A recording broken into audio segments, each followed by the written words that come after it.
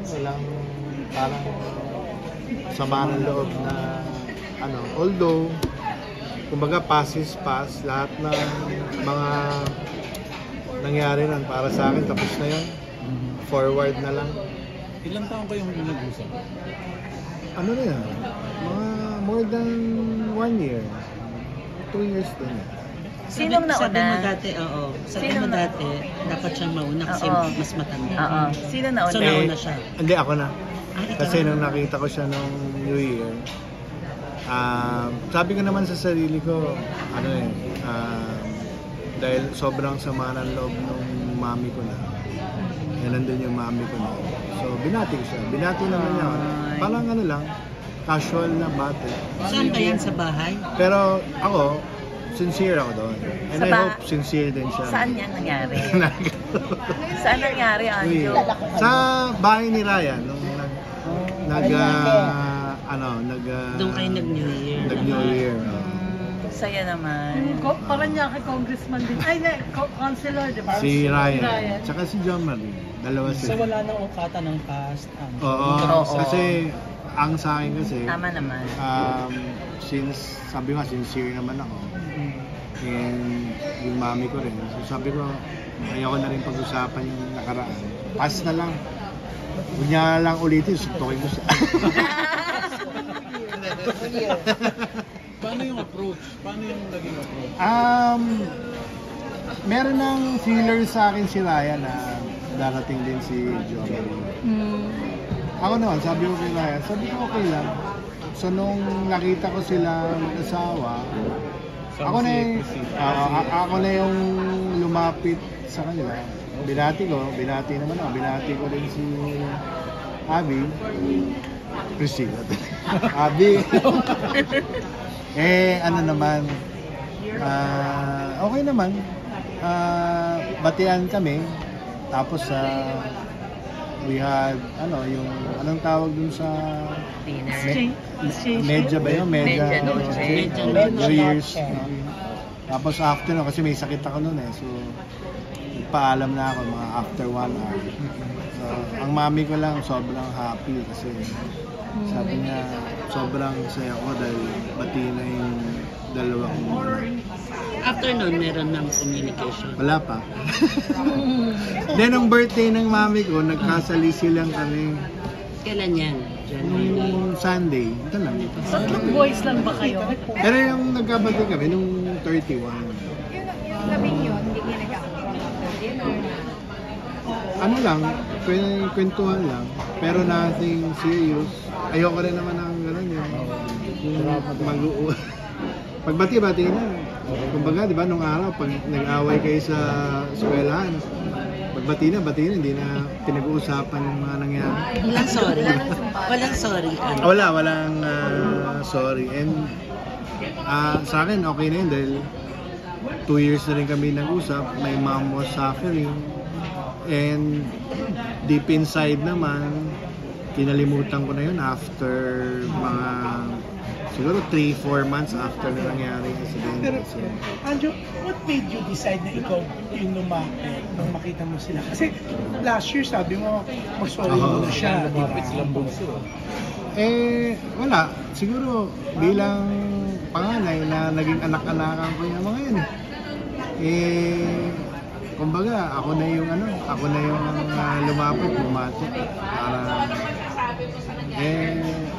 Ganun siguro yung yung situation called for it, and I was parang willing to forget the past na magkaayos na kayo. Ang hindi ko lang inaasahan yung sinabi ng mami ko na sobrang saya siya kaya naano rin ako noon na naawa rin ako sa mami ko dahil hindi ko alam na nagsasuffer pala siya ng matagal, all the time.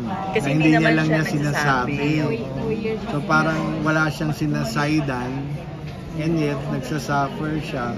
Kaya nung sinabi niya, naawa rin ako, sabi ko, ay, si mother nagsasuffer pala ng matagal din. Akala ko okay lang Kayo sa kanya. lang, oo. Hindi kami nag-uusap eh. Kaya masaya ako nung gabi yun. Dahil narinig ko sa mother ko yun, matagal na niya palang, parang siguro pinipray niya, madasalin yun eh. Ilan taon na si Ma'am? 77. Ano yung first word kay Jo Marie. kay Jo Marie? Pinati ko siya, hi Jose, sabi ko. Jose, tawag ko nun. Hi kuya. Nagyakapan kayo. Hindi. Hindi, siguro siguro nagkakailangan pa kami. Pero hindi man kami naging close that night.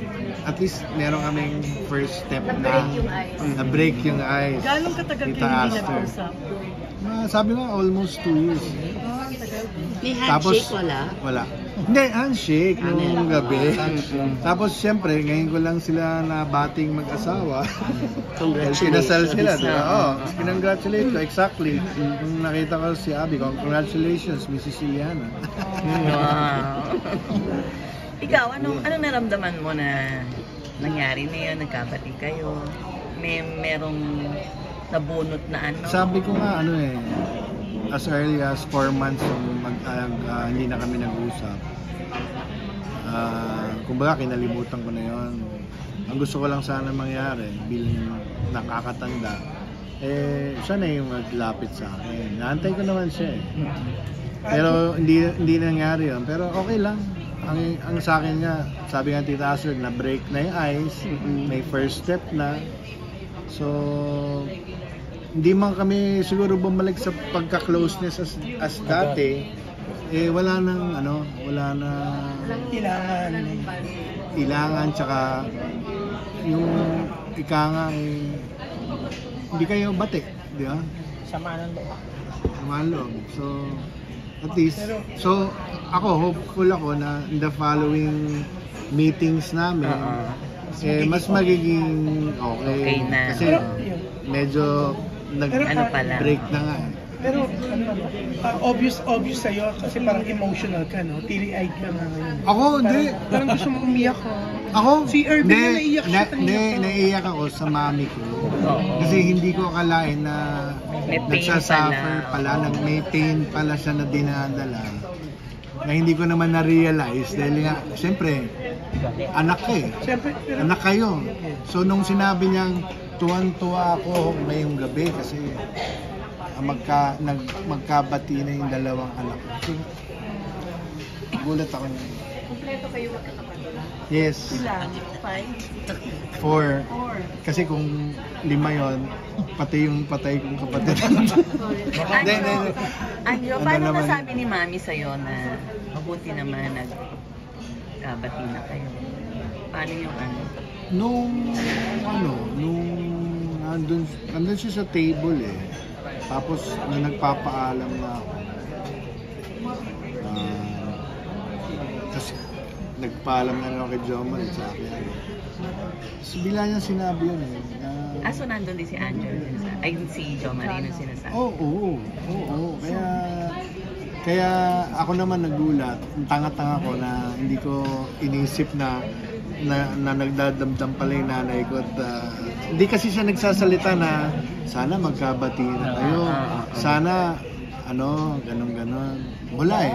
Kaya nung nangyari, nagulat ako dun sa sinabi niya na mangiyak-iyak siya nun na natutuwa ako dahil masaya ako, sabi niya, dahil nag-uusap na, magbati na yung dalawang anak ko. So, tinamaan ako na. Joma, iba, kung yung mga anak mong mag-artista ayaw nang tumuloy, kasi ka din-dissuade mo. Gusto pa rin ng lalaki.